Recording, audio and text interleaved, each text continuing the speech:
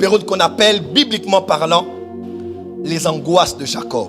Souvenez-vous, il arrivera une saison sur cette terre où Jésus prendra aussi un fouet qui aura 3 cordes. Première corde, les 7 sceaux. Deuxième corde,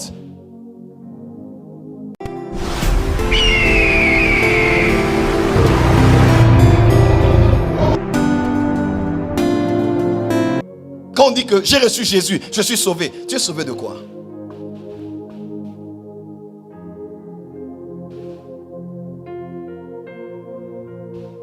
Je lis pour vous. Jean.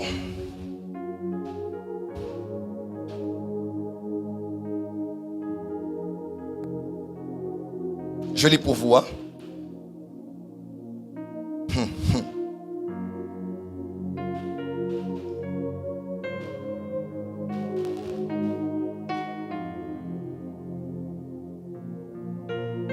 1 Thessaloniciens 5, verset 9 que nous avons lu. Car Dieu ne nous a pas destinés à la colère, mais à l'acquisition du salut par notre Seigneur Jésus. Dis avec moi, je suis sauvé, j'ai reçu le salut et je suis sauvé de la colère à venir.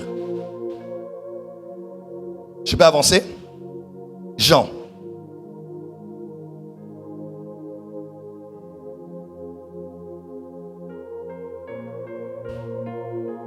Il y a un merveilleux verset que je cherche. Jean 3, verset 16. Il est écrit: celui qui croit au Fils a la vie éternelle. Celui qui ne croit pas au Fils ne verra point la vie, mais la colère de Dieu demeure sur lui. Dis à ton voisin, j'ai le Fils. Je suis privé de la colère de Dieu. Dis à ton voisin, je suis exempté de la colère de Dieu. Laisse-moi te dire, quand tu crois en Jésus, la colère de Dieu n'est point sur toi. Luc 3, verset 7, écrivez avec moi. Il disait: donc à ceux qui venaient en foule pour être baptisés par lui, Jean le Baptiste: race de vipères, qui vous a appris à fuir la colère à venir? Dis à ton voisin, la colère à venir existe. Dis à ton voisin, la bénédiction à venir existe. L'élévation à venir existe. La promotion à venir existe. Dis à ton voisin, la colère à venir existe aussi. Alors, quand on parle de la colère qui va venir, dans les Écritures, on parle d'une période durant laquelle Dieu va déployer, manifester, libérer sa colère. Le récent exemple qu'on a eu dans les Écritures, c'est quand Jésus est entré à Jérusalem au temple. Lorsqu'il a vu comment la maison de son père était dénaturée dans son essence. Parce qu'à la fin, il a expliqué que cette maison est une maison de prière pour toutes les nations. Dis à ton voisin, l'église est une maison de prière pour les nations. Change de voisin, dis voisin. L'église existe pour intercéder en faveur des nations.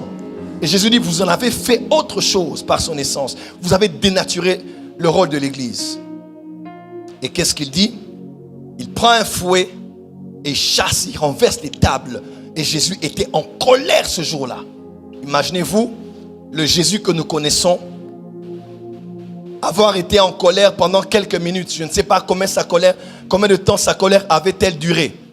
Mais imaginez-vous, il arrivera une saison sur cette terre où Jésus prendra aussi un fouet qui aura 3 cordes. Première corde, les 7 sceaux. Deuxième corde, les 7 trompettes. Troisième corde, les 7 fléaux. Dieu, durant une période de temps, va déployer sa colère sur la terre.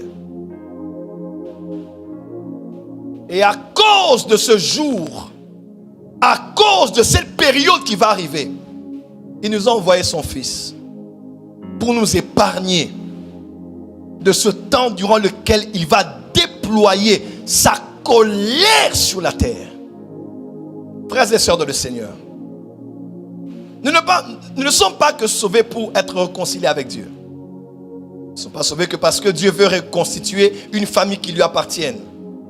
Nous ne sommes pas sauvés seulement parce que Dieu veut que nous puissions ressembler à son Fils. Selon qu'il est écrit, il nous a prédestinés à être semblables à l'image de son Fils. Nous avons été sauvés, à vrai dire, pour plusieurs raisons. Parmi lesquelles nous sommes sauvés pour ne pas prendre part à la colère à venir qui va descendre sur la terre. Cette période qu'on appelle la grande tribulation. Cette période qu'on appelle le jour de l'Éternel. Et cette période qu'on appelle, bibliquement parlant, les angoisses de Jacob.